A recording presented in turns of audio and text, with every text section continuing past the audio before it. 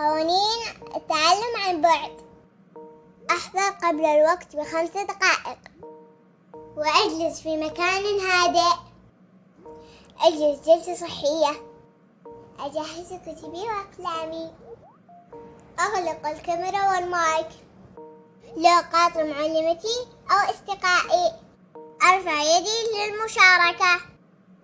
أستأذن قبل ما أتحدث. إن شاء الله تطبقونها يا أصدقائي. لا تنسون اللايك والشير واشتركوا في قناة عقف.